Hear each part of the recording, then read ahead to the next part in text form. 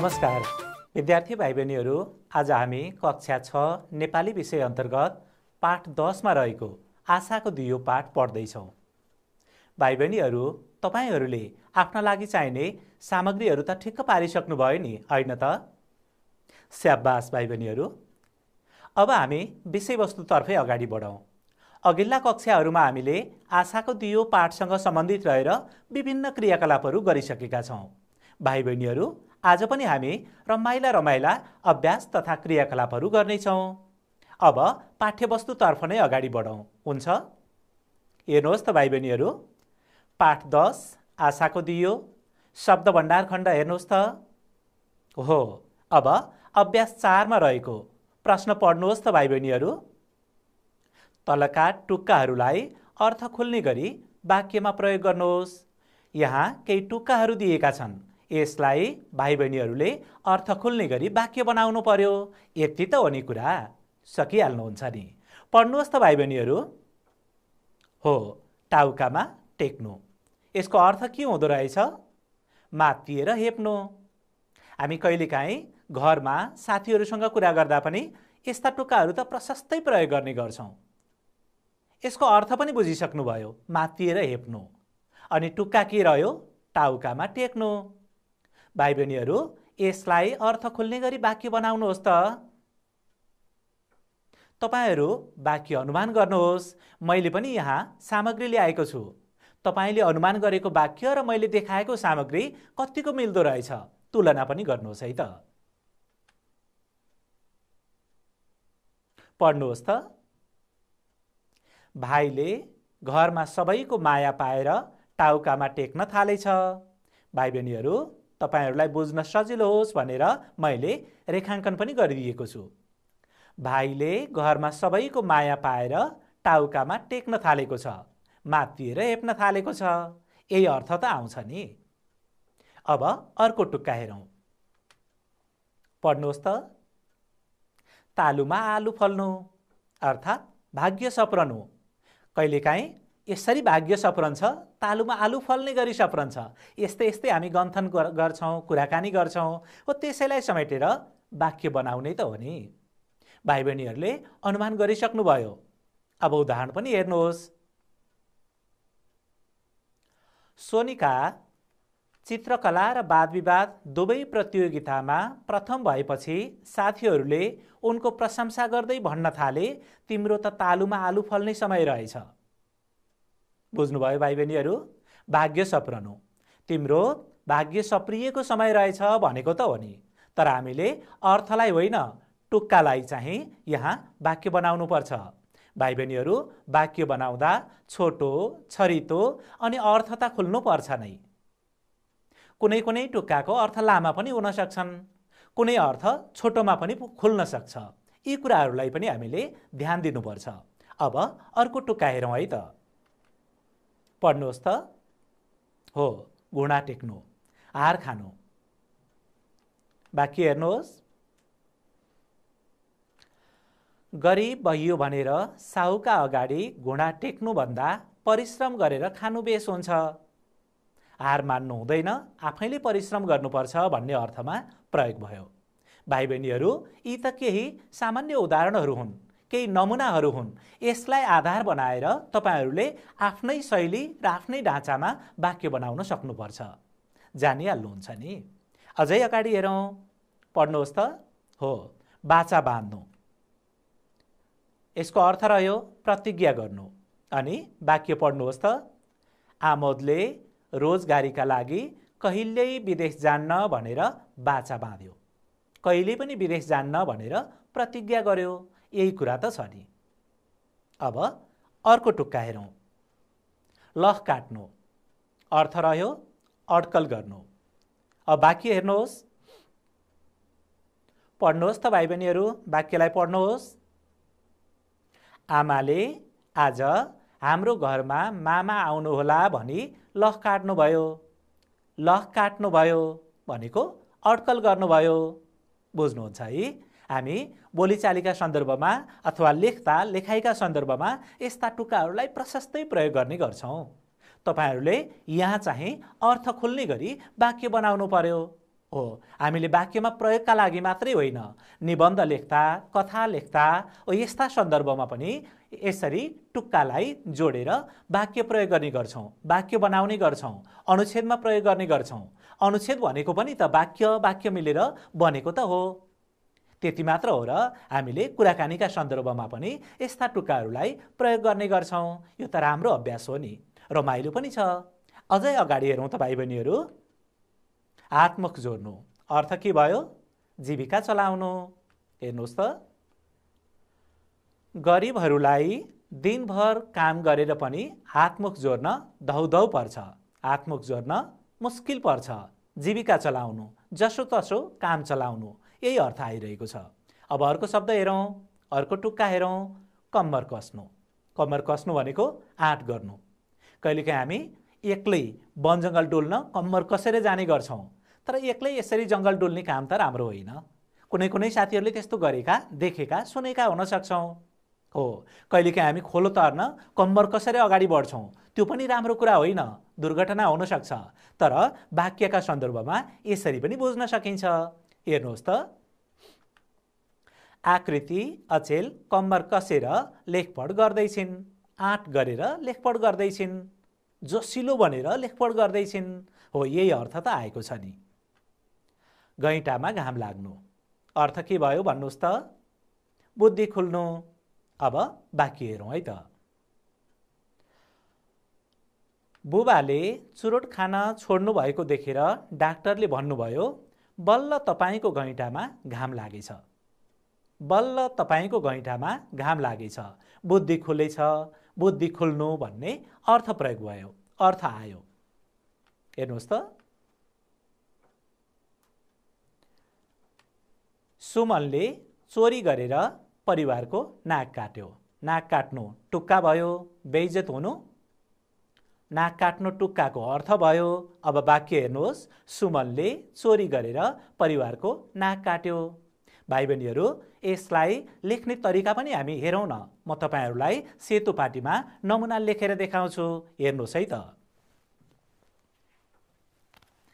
हेर्नुहोस् त, यो टुक्का भयो, नाक काट्नु। अब तपाईहरूले वाक्य बनाउनु पर्यो। हेर्नुहोस् त, त्यसैलाई लेख्दा पनि भइहाल्यो। सुमनले चोरी गरेर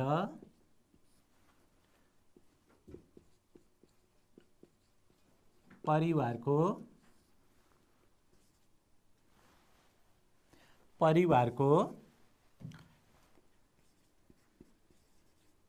नाक काट्यो। हेर्नुहोस् त भाइ बहिनीहरू, नाक काट्नु टुक्का भयो। यसको अर्थ के हो? बेइज्जत हुनु, इज्जत जानु। अब यहाँ अर्थ खुल्ने गरी वाक्य बनाइयो। सुमनले चोरी गरेर परिवारको नाक काट्यो, परिवारकै बेइज्जत भयो, यही अर्थ आइरहेको छ। अनि हामीले जुन टुक्कालाई वाक्यमा प्रयोग गर्छौँ, यहाँनिर रेखाङ्कन गर्नुपर्छ। भाइ बहिनीहरूले अरू शब्दलाई वाक्यमा प्रयोग गरे जस्तै टुक्कालाई पनि यसै गरी वाक्यमा प्रयोग गर्नुहुन्छ। तर फरक चाहिँ कति हो भने भाइ बहिनीहरू, अरू शब्दमा हामीले एउटा मात्रै शब्दलाई प्रयोग गर्न सक्छौँ, एउटा मात्रै शब्द प्रयोग गरिएको हुन्छ। टुक्कामा चाहिँ एकभन्दा बढी शब्दहरू प्रयोग भएका हुन्छन्। त्यसको अर्थ पनि हामीले टुक्काबाट देखेको शब्दको अर्थभन्दा फरक किसिमका अर्थ हुने गर्छन्। अनि वाक्यमा प्रयोग गरिसकेपछि यहाँ समेटिएको टुक्काको रूपमा प्रयोग भएको शब्दलाई नै रेखाङ्कन गर्नुपर्छ। बुझिहाल्नुहुन्छ नि भाइ बहिनीहरू? अगाडि हेरौँ त। अब हामी अर्को क्रियाकलापतर्फ अगाडि बढ्छौँ। विद्यार्थी भाइ बहिनीहरूले अहिले टुक्का र तिनको अर्थ बुझ्नुभयो, यसै गरी अर्थ खुल्ने गरी वाक्य रचना गर्न पनि सिक्नुभयो। भाइ बहिनीहरू, फुर्सदको समयमा अर्थ खुल्ने गरी यी टुक्काहरूलाई वाक्य रचना गर्नुहोस्, वाक्यमा प्रयोग गर्नुहोस्। अब म तपाईँहरूलाई अर्को क्रियाकलापतर्फ अगाडि बढाउँछु। ध्यानपूर्वक हेर्नुहोस् है त, अगाडिको क्रियाकलाप के रहेछ। चित्र वर्णन। भाइ बहिनीहरू, चित्र हेर्दै चित्रका बारेमा वर्णन गर्दा त कस्तो रमाइलो हुन्छ। चित्र हेर्नुहोस् है त। हेर्नुहोस् त भाइ बहिनीहरू, के देखिरहनु भएको छ? घरको कोठाको दृश्य हो। घडी हेर्नुहोस् त, कति बजेको होला? 8 बजिसकेछ। बाहिर झलमल्ल घाम लागेको छ। झ्यालबाट बाहिर हेर्नुहोस् त, घाम लागिसकेको छ। अनि बाबु चाहिँ ओछ्यानमा अझै पल्टिरहेको छ, अझै सुतिरहेको छ। यो त राम्रो बानी होइन। बिहान सबेरै उठ्नुपर्छ, आफ्नो नित्य कर्म गर्नुपर्छ। हो नि, दाँत माझ्ने, मुख धुने, शौचालय जाने, सफा हुने, यो त बिहानको नित्य कर्म हो। दिनौँ गरिने कामलाई नित्य कर्म भनिएको हो। आफ्नो छोरो नउठेपछि आमा यहाँ छोरोलाई उठाउन आइपुगेकी छिन्। तर छोरो अझै उठ्ने छाँटकाँट देखिँदैन।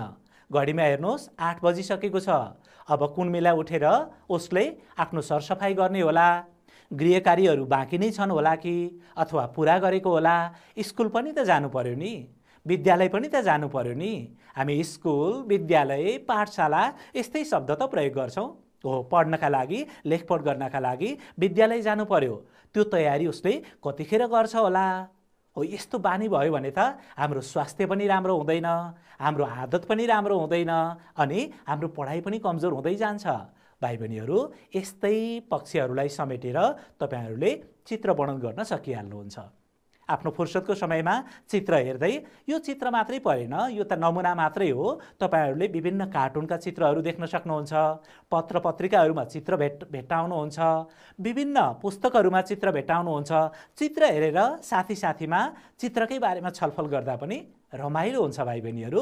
हो, यसरी चित्रसँग सम्बन्धित विभिन्न पक्षहरूलाई ध्यान दिँदै, छलफल गर्दै साथीमा चित्रका बारेमा छलफल गर्ने बानी बसाल्नुहोस्। अब अर्को चित्र पनि छ, हेर्नुहोस् है त।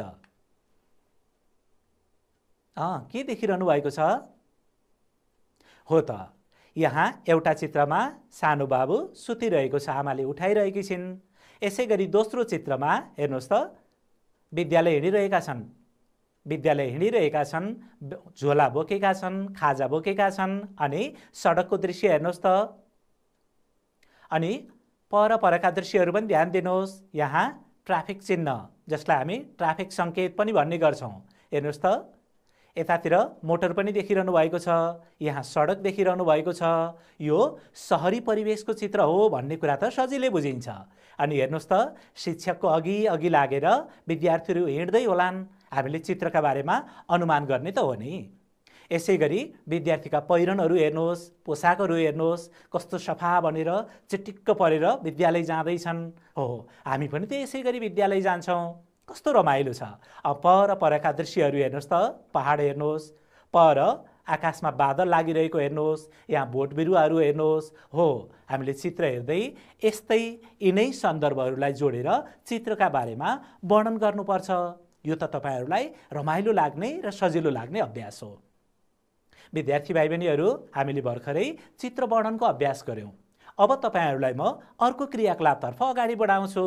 ध्यानपूर्वक हेर्नुहोस्, सुन्नुहोस्, बुझ्नुहोस्। हुन्छ? भाइ बहिनीहरू, पाठ्यपुस्तकको बोध र अभिव्यक्ति खण्डको अभ्यास 8 हेर्नुहोस् त। पढ्नुहोस् त भाइ बहिनीहरू। तलका बुँदाका आधारमा छोटो कथा लेख्नुहोस्। यहाँ बुँदा दिएका छन्, यी बुँदाहरूलाई पढ्नु पर्यो। अनि त्यसपछि यिनै बुँदाहरूलाई जोड्दै कथा रचना गर्नु पर्यो।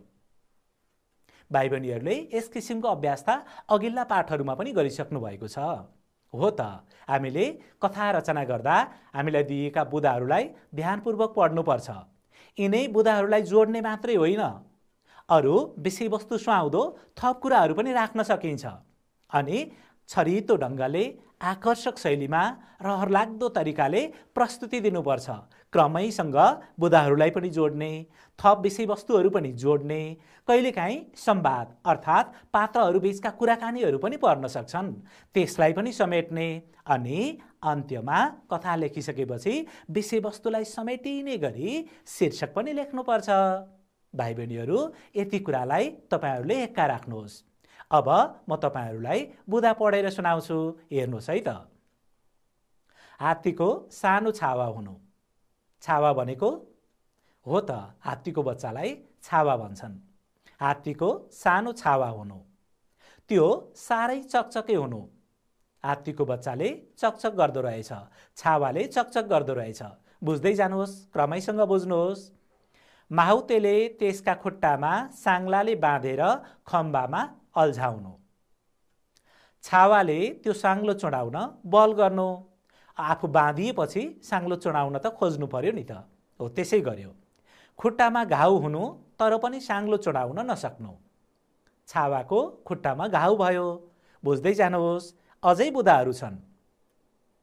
हेर्नुहोस् त, पढ्नुहोस् त भाइ बहिनीहरू। हो, छावाले दिनहुँ बल गर्नु तर असफल हुनु। केमा असफल भयो? साङ्लो चुडाउन असफल भयो। छावा बढ्दै जानु र घरिघरि साङ्लो चुडाउन खोज्नु तर पनि चुडाउन नसक्नु। पछि पछि त चुडाउने प्रयास गर्नै छोड्नु। यो चुडाल्न सकिँदैन भन्ठाने होला नि त छावाले। हो, ठुलो भइसक्यो र पनि उसले साङ्लोलाई चुडाउने कोसिस गर्नै छोड्यो। ठुलो भएपछि हात्तीको छावाको पक्कै पनि बल बढ्यो। ठुलो भइसकेपछि छावाबाट हात्ती पनि भइसक्यो। तर सानैदेखिको उसको बानी थियो यो साङ्लोलाई चुडाल्न सकिँदैन भन्ने उसले सोचिरहेको थियो। त्यसैले प्रयास गर्न पनि छोड्यो। अनि माहुतेले एउटा सानो डोरीले खुट्टालाई खम्बामा बाँधे जस्तो गर्नु। हात्ती त्यसैमा अल्झेर एकै ठाउँमा बस्नु। हात्ती त्यसैमा अल्झेर एकै ठाउँमा बस्नु। भाइ बहिनीहरू, बुदाहरू हेर्दै हुनुहुन्छ। अब उदाहरण पनि हेरौँ न त। यिनै बुदाहरूलाई जोडेर तपाईँकै साथीले लेखेको कथा कस्तो बनेछ। मैले अघि केही तरिकाहरू पनि भने। बुदाहरूलाई जोडेर कथा कसरी रचना गर्ने भन्ने कुराको उदाहरण त बुझिहाल्नुभयो। त्यसपछि बुदाका बारेमा पनि छलफल गऱ्यौँ हामीहरूले। मैले पढेर सुनाएँ, तपाईँले पनि सँगसँगै पढ्नुभयो अनि विषयवस्तु बुझ्नुभयो। अब कथा कस्तो भएछ सुनौ है त। एका देशमा हात्तीको सानो छावा थियो। छावा सानो हुनाले साह्रै चकचक गर्थ्यो। छावाको चकचकबाट दिक्क भएर माहुतेले त्यसका खुट्टामा साङ्लाले बाँधी खम्बामा अल्झायो। साङ्लामा बाँधिएपछि छावाले त्यो साङ्लो चुडाउन बल गर्यो। छटपटिँदा छावाको खुट्टामा घाउ लाग्यो। तर छावाले साङ्लो चुडाउन सकेन। छावाले साङ्लो चुडाउन दिनौँ बल गर्यो तर सफल हुन सकेन। समय बित्दै जाँदा छावा बढेर ठुलो भयो। ठुलो भएपछि पनि छावा घरिघरि साङ्लो चुडाउन खोज्थ्यो तर पनि उसले चुडाउन सकेन। निराश भएर छावाले पछि त साङ्लो चुडाउने प्रयास गर्नै छोड्यो। अब त छावा बढेर ठुलो हात्ती भइसकेको थियो। माहुतेले एक दिन एउटाको सट्टा त्यस हात्ती, यहाँ मैले शब्द फेरि दिएको छु हेर्नुहोस् त। हो, माहुतेले एक दिन त्यस हात्तीको परीक्षा लिने विचार गर्यो। उसले हात्तीलाई एउटा सानो डोरीले खुट्टामा बाँधे जस्तो गर्यो। हात्तीले डोरी चुडाल्ने प्रयास नै गरेन। हात्ती त्यसैमा अल्झेर एकै ठाउँमा बस्यो। हेर्नुहोस् त भाइ बहिनीहरू, कस्तो राम्रो कथा बन्यो। अनि यसको शीर्षक असफल हात्ती। शीर्षक यही नै हुनुपर्छ भन्ने छैन। यो समग्र कथालाई समेटिने गरी शीर्षक दिनु पर्यो। शीर्षक त अरू पनि हुनसक्छ। हात्तीको बुद्धि यस्तो पनि राख्न सकिन्छ। जे होस्, यो कथा राम्रो छ। अनि हेर्नुहोस् त, यसरी कथा लेख्दा छोटा वाक्यहरू सफासँग लेख्ने, शुद्धसँग लेख्ने, कतै कतै ह्रस्व दीर्घहरू बिग्रिएका छन्, चिन्हहरू बिग्रिएका छन्। त्यस ठाउँमा मैले सच्याइदिएको छु। अब यहाँ शब्द नै फेर्नु पर्यो। यहाँ काटेर यहाँ के हुनु पर्थ्यो त्यसलाई समेटियो। अनि हेर्नुहोस् त, यहाँ ह्रस्व दीर्घ अनि चिन्ह भन्नाले चन्द्रबिन्दुको प्रयोग हुनुपर्ने त्यहाँ छुटेको रहेछ। हो, यसरी मैले केही संशोधन पनि गरिदिएँ, केही सुझाव पनि दिएँ। अब हेर्नुहोस् त, प्रयास राम्रो छ। कस्तो राम्रो कथा भयो। भाइ बहिनीहरू, हुबहु बुदा मात्रै सार्ने होइन, केही नयाँ कुराहरू पनि विशेष सुहाउँदो थप्ने। जस्तै उदाहरणका रूपमा हेरौँ न। तपाईँले पाठ्यपुस्तकमा हेर्नुहोस् त, यहाँनिर छ, माहुतेले एक दिन हात्तीको परीक्षा लिने विचार गर्यो। यस किसिमको वाक्य त हामीलाई बुदामा दिएको छैन र पनि कथाको प्रसङ्ग अनुसार हामीले थप्न सक्छौँ। यो त उदाहरण मात्र हो। सुरुको खण्डमा, बीचको खण्डमा, अन्त्य खण्डमा जहाँ पनि थप्न सकिन्छ अनि उखान टुक्का पनि थप्न सकिन्छ, सुहाउँदा उखान टुक्काहरूको प्रयोग गर्न सकिन्छ। यसो गर्दा कथा कस्तो राम्रो हुन्छ। भाइ बहिनीहरू, यो कथा लेख्ने तपाईँको साथीलाई हामी सबैजना ताली बजाएर स्याबासी दिउँ त। कस्तो राम्रो कथा बन्यो।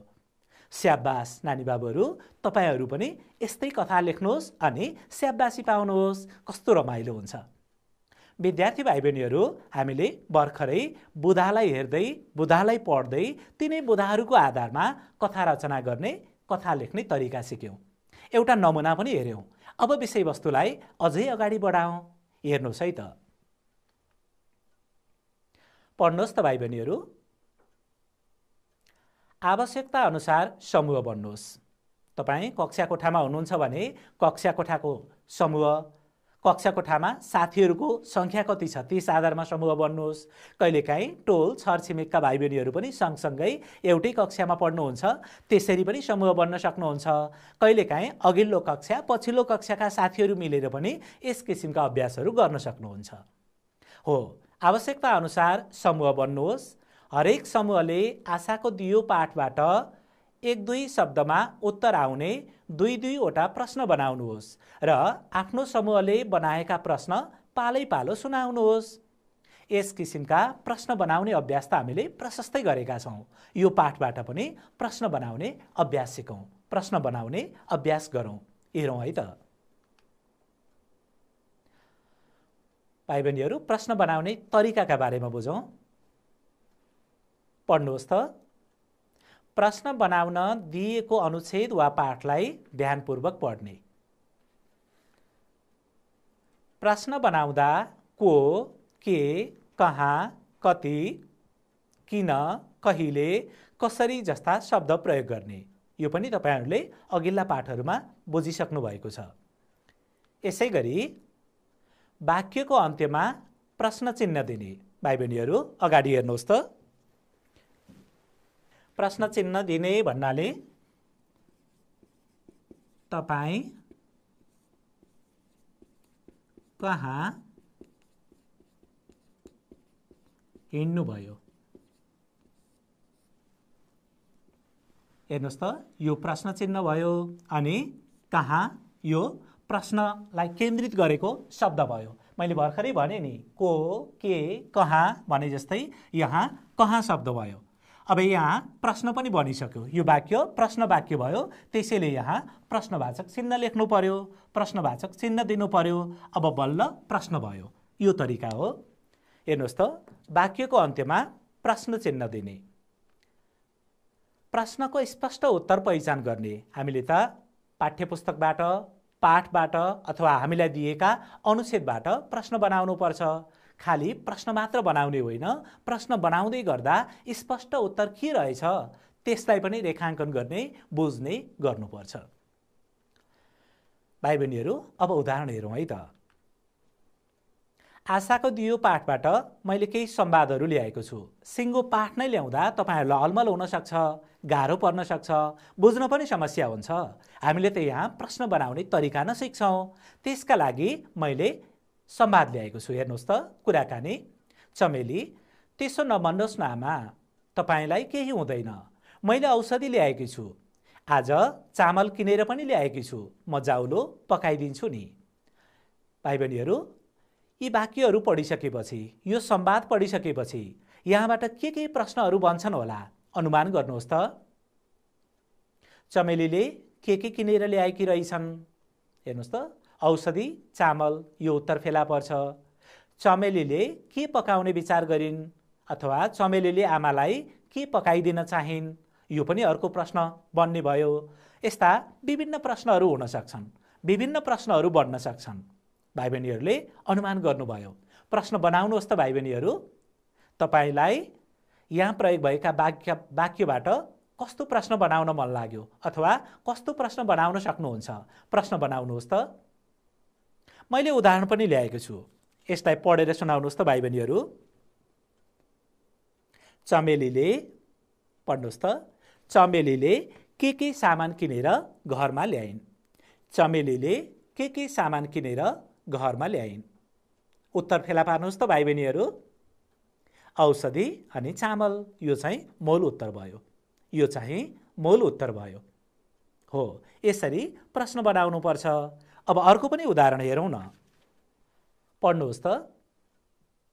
भो भो तिमी खाऊ, भो भो तिमी खाऊ, आज कति दिनमा तिम्रो पेटमा पनि तातो जाउलो परेको छ। चमेली, लौ आमा सुत्नुहोस् है, म पानी बेच्न जान्छु, तपाईँ निको भएपछि मात्र म विद्यालय जान्छु। यो कुराकानीबाट भाइ बहिनीहरू प्रश्न बनाउनुहोस् त। मैले अघि भने जस्तै छ नि, आज कति दिनमा तिम्रो पेटमा तातो जाउलो परेको छ। यहाँबाट पनि प्रश्न बन्छ। चमेली के बेच्न हिँडिन्, यहाँबाट पनि प्रश्न मिल्छ, प्रश्न बनाउन सकिन्छ। तपाईँ निको भएपछि मात्र म विद्यालय जान्छु। चमेली कहिले विद्यालय जान्छन्, कहिले विद्यालय जानेछिन्, अथवा किन विद्यालय नगएकी हुन्, त्यो पनि प्रश्न हुन्छ। हेर्नुहोस् त, पढ्नुहोस् त भाइ बहिनीहरू। चमेली किन विद्यालय नगएकी रहेछन्।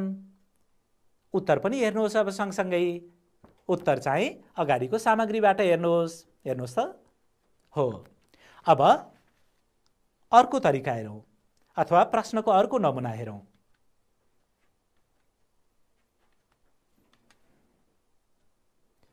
हेर्नुहोस् त भाइ बहिनीहरू, अब यसलाई तपाईहरूले पढ्नु पर्यो। पढिसकेपछि यसका आधारमा विभिन्न प्रश्नहरू बनाउन सकिहाल्नुहुन्छ। मैले त खालि नमुना मात्र देखाएको हुँ। पढ्नुहोस् त। कसले उड्यो चरी उड्यो भन्दै हल्ला गर्यो। उत्तर पनि देखिहाल्नुभयो। यो अभिनवले गरेको हल्ला रहेछ। हेर्नुहोस् त, उदाहरणहरू देखिहाल्नुभयो।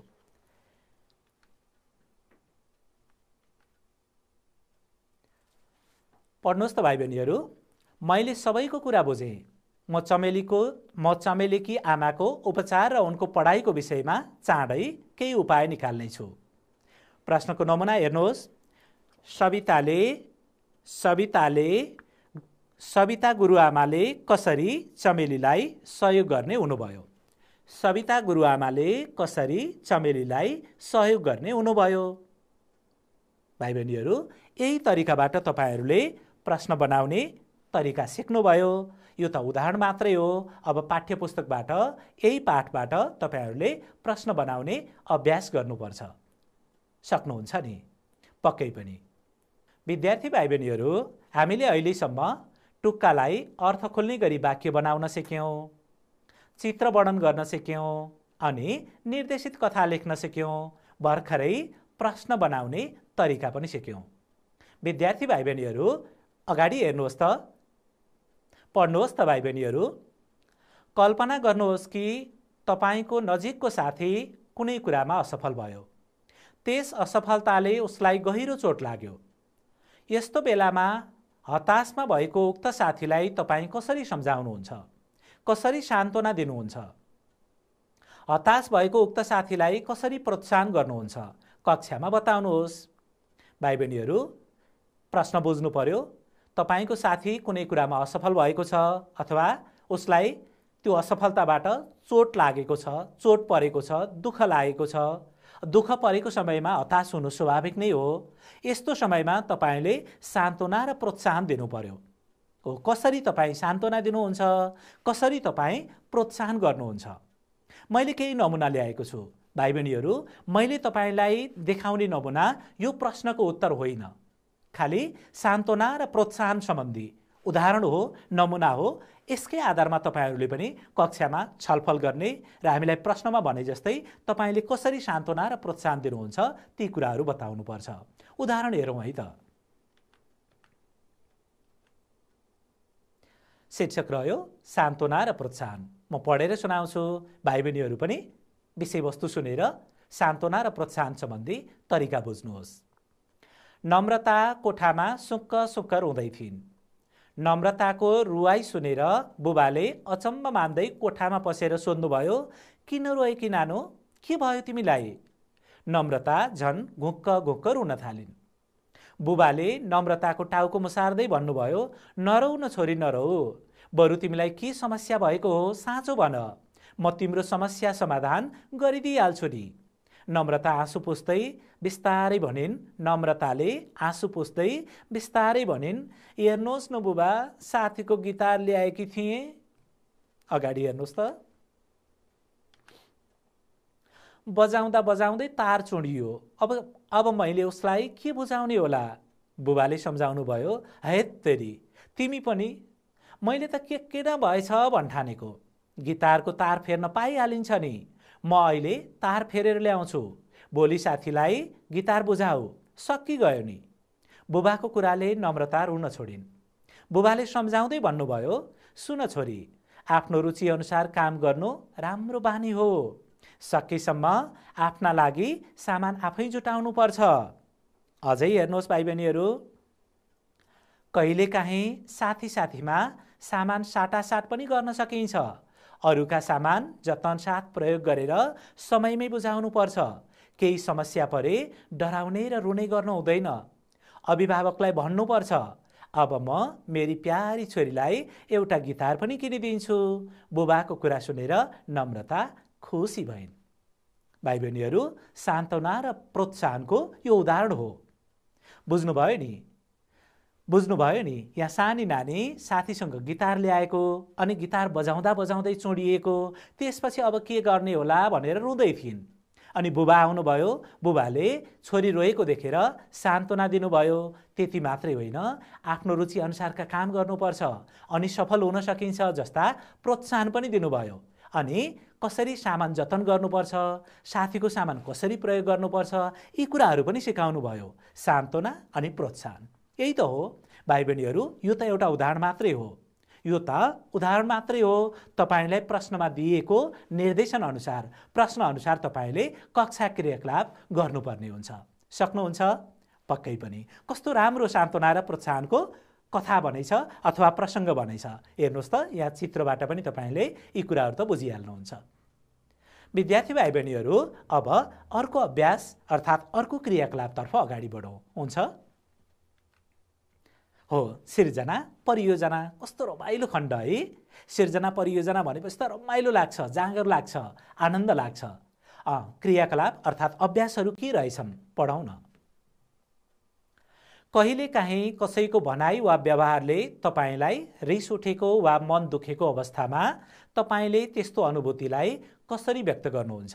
बुझ्नुहोस् त, कसैले तपाईलाई नराम्रो भन्यो अथवा नराम्रो व्यवहार गर्यो, यस्तो अवस्थामा तपाईलाई रिस उठ्छ, तपाईको मन दुख्छ, चित्त दुख्छ। तपाईँ आफ्नो अनुभूतिलाई, अनुभूति भनेको भित्री मनमा लागेको चोट अथवा विचार अथवा मर्म, यसलाई कसरी व्यक्त गर्नुहुन्छ त्यो कुरालाई एक अनुच्छेदमा वर्णन गर्नु पर्यो। विद्यार्थी भाइ बहिनीहरू, प्रश्न त तपाईहरूले बुझिहाल्नुभयो हो। यो सन्दर्भलाई बुझ्दै कसले, कहिले, कहाँ, किन त्यस्तो व्यवहार गरेको हो त्यसलाई समेट्नु पर्यो पहिला, अनि त्यसपछि अनुच्छेदमा वर्णन गर्नु पर्यो। हेर्नुहोस् त भाइ बहिनीहरू, शीर्षक मेरो चित्त दुखाइ, यो पनि नमुना मात्रै हो। यो उदाहरणलाई देखेर, यो उदाहरणलाई हेरेर तपाईहरूले आफ्नो अनुभूति अथवा आफ्नो विचार, आफ्नो चित्त दुखाइको कारणलाई समेट्न सक्नुहुन्छ। हेर्नुहोस् त भाइ बहिनीहरू, उदाहरण। आज म घरबाट समयमै विद्यालय हिँडेँ। बाटामा कुकुर जुधेको देखेँ। त्यो देखेर मलाई डर लाग्यो र म भागेँ। भाग्दा बाटामा चिप्लिएर लडेँ। मेरो कपडा हिलाम्मी भयो। अब के गर्ने होला? स्कुल जान हिँडेको केटो, अनि कपडा हिलाम्मी भयो। हिलो कपडा, फोहोर कपडामा त स्कुल जानु भएन। बुझ्नुहोस् है। घरमा गएर कपडा फेरेँ अनि दगुर्दै विद्यालय गएँ। शिक्षकले मलाई किन ढिला विद्यालय आएको भनेर सोध्नुभयो। मैले सबै वास्तविकता सुनाएँ। उहाँले मेरो कुरा पत्याउनु भएन, उल्टै बेसरी गाली गर्नुभयो। अरे, शिक्षकले यसरी कुरा नपत्याएर गाली गर्नु त भएन नि। म पनि त उहाँको विद्यार्थी हुँ। मलाई पनि शिक्षकको माया ममता चाहिन्छ। म झुटो कुरा गर्दै हिँड्ने विद्यार्थी पनि होइन। ठिकै छ, गुरुले मेरै लागि गाली गर्नुभएको हो। जे होस्, यो घटनाले मलाई नराम्रोसँग चित्त दुखेको छ। भाइ बहिनीहरू, आफ्ना अनुभूतिहरू यसरी लेख्न सकिन्छ। घटना के भएको थियो, तपाईलाई पनि मलाई जस्तै कुनै घटना परेको हुन सक्थ्यो, अथवा यहाँको उदाहरणमा जस्तै तपाईलाई पनि केही न केही यस्ता चित्त दुखाइका, यस्ता समस्याका, आफूभन्दा अग्रजले कुरा नबुझेको यस्ता अवस्था परेका हुन सक्छन्। यसलाई समेटेर छोटो छरितो व्यवस्थितसँग सफासँग एक अनुच्छेद लेख्नै त हो नि, आफ्ना विचारहरू लेखिदिने त हो नि। सक्नुहुन्छ है? पक्कै पनि। विद्यार्थी भाइ बहिनीहरू, आफ्नो अनुभूति वर्णन गर्ने यो अभ्यासपछि सिर्जना परियोजना खण्डकै अर्को अभ्यास पनि हेरौँ। पढ्नुहोस् त भाइ बहिनीहरू। आफ्ना अभिभावकको सहायताबाट 10 वटा उखान र तिनका अर्थ लेख्नुहोस्। बुझ्नुहोस् त, अभिभावकलाई सोध्नु पर्यो अथवा उहाँहरूको सहयोग लिनु पर्यो। हजुरबा, हजुरबुबा, हजुरआमा, काका, काकी, ठुलो बुबा, ठुली आमा, जोसँग सोद्धा पनि भयो। आफ्नो अनुकूल अनुसार सोध्न सकिने भयो। कतिवटा? 10 वटा उखान। उखान मात्रै सोधेर भएन, तिनको अर्थ बुझ्नु भएन भने तपाईहरूले अर्थ पनि सोध्नुहोस् अनि त्यसलाई कापीमा टिपोट गर्नुहोस् अनि कक्षामा साथीहरूलाई सुनाउनुहोस्। केही उदाहरणहरू हेर्नुहोस् है त। आए आँप गए झटारो। अर्थ हेर्नुहोस् त भाइ बहिनीहरू। भए फाइदा, नभए पनि घाटा नहुने। आए आँप गए झटारो उखान हो। बुझ्नुभयो? हामी बोलीचालीमा पनि प्रयोग गर्छौँ, आफ्ना अभिभावकहरूले पनि प्रयोग गर्नुहुन्छ। अब अर्को उदाहरण हेर्नुहोस् त। अचानाको पीर खुकुरीले जान्दैन। अर्थ के रहेछ पढ्नुहोस् त भाइ बहिनीहरू। हो, दुःख भोग्नेलाई मात्र दुःख थाहा हुने, दुःख नभोग्नेले दुःख जान्दैन भन्न खोजेको हो। यसै गरी तपाईहरूले उखानलाई टिपोट गर्नु पर्यो अनि त्यसको अर्थलाई पनि टिपोट गर्नु पर्यो, लेख्नु पर्यो। अर्को उदाहरण, आफू भलो त जगत भलो। असलसँग सबैले असल व्यवहार गर्छन्। अर्को पनि उदाहरण हेरौँ भाइ बहिनीहरू। पढ्नुहोस् त। एक हातले ताली बज्दैन, एक हातले ताली बज्दैन, दोहोरो सहयोग हुनुपर्ने। साथीले मलाई सहयोग गरेपछि मैले पनि साथीलाई सहयोग गर्नुपर्छ। एक हातले ताली त कहाँ बज्छ र, होइन त? पक्कै पनि।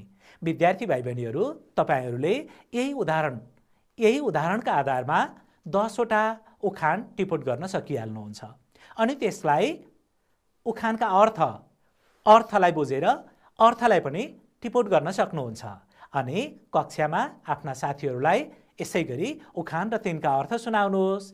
तपाईहरूले एक किसिमका उखानहरू टिपोट गरेर सुनाउनुहुन्छ, साथीहरूले नयाँ अरू किसिमका उखान ल्याएर सुनाउने गर्नुहुन्छ। यसो गर्दा तपाईहरू उखानमा पनि पोख्त हुनुहुन्छ, जान्ने हुनुहुन्छ, नयाँ उखान पनि सिक्न सजिलो हुन्छ। विद्यार्थी भाइ बहिनीहरू, आजको कक्षामा हामीले अहिलेसम्म सान्त्वना र प्रोत्साहन सम्बन्धी भाषिक प्रकार्य गर्न सिक्यौँ। यसै गरी आफ्ना अनुभूतिहरूलाई अनुच्छेदमा वर्णन गर्न सिक्यौँ। उखान र अर्थ सङ्कलन गरेर प्रस्तुत गर्न सिक्यौँ। भाइ बहिनीहरू, हामीले यहाँ छलफल गरेका विषयवस्तुलाई तपाईहरूले आवश्यकता अनुसार कक्षा कार्यका रूपमा त टिपोट गरिसक्नु भएको छ, गृह कार्यका रूपमा पनि लेख्नुहोस् र आफ्ना अभिभावक, आफ्ना शिक्षकहरूसँग सोध्नुहोस्, छलफल गर्नुहोस्। पक्कै पनि यसो गर्दा तपाईहरूको पढाइ राम्रो हुँदै जानेछ। आजको कक्षामा सक्रियतापूर्वक भाग लिनुभएकोमा सम्पूर्ण विद्यार्थी भाइ बहिनीहरूलाई हार्दिक धन्यवाद। फेरि अर्को कक्षामा हामीहरू यस्तै रमाइला विषयवस्तुहरू लिएर भेटघाट गर्ने नै छौँ। आजको कक्षाबाट बिदा माग्ने अनुमति चाहन्छु। धन्यवाद, नमस्कार।